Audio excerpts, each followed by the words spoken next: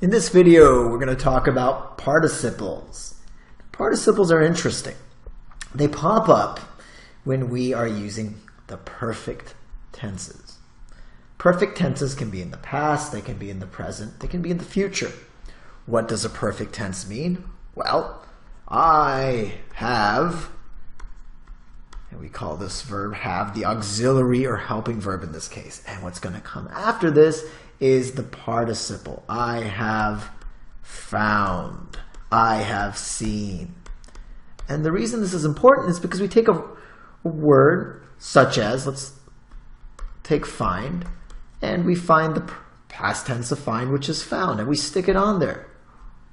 And then we come to seen. I have, well, if we found the past tense of find, which is found, and the past tense of see then is saw, wouldn't it be I have saw? But it is not, because not all simple past tenses of a verb are the same as the participle.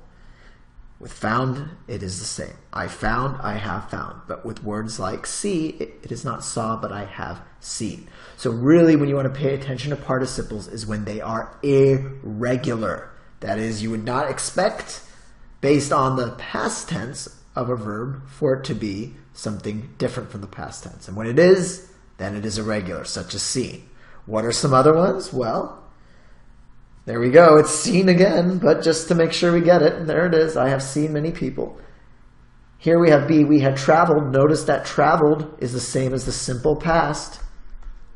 But we come down now to see, and what do we have? They have ridden. People think, hey, that sounds weird. Isn't it rode? But it is not. Rode is the simple past, but the participle of the verb ride is ridden. Other words that you take the past tense speak, the past tense of speak is spoke, then you add an N to it.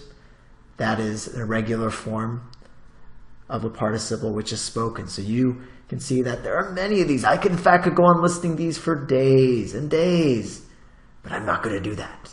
I'm not going to do that because it's important that you find somewhere, whether it's online, in your grammar book, you find a digest or almost like a dictionary of participles. So you can look through them and see, hey, I didn't know that the participle of ride is ridden. And you can learn the ones that you struggle with, because if you make the mistake of using the simple past when actually the auxiliary verb have or had requires you to come up with the participle, then it will be noticeable in your writing and your speaking. So make sure you always use the proper form of the participle.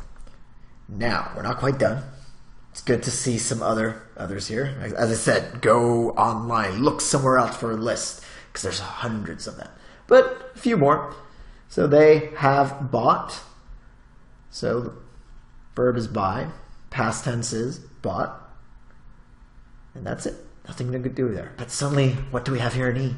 We have, well, I have swim is the present. Of course, that isn't correct. Don't worry. It's not I have swim, but I swim is the present.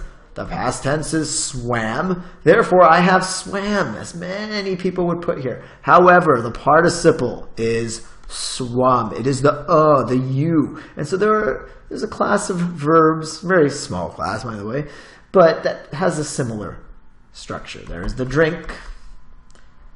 There is the drank. And if you have the participle of swim is swum, then you can anticipate that that drink will be drunk. The key, though, with the participles, you always have that word have or had, because they can go with either the present tense, which we call the present perfect, or the past tense. So had swum would be past perfect. Here we have the present perfect, I have swum. And just like that, we have now know what participles are.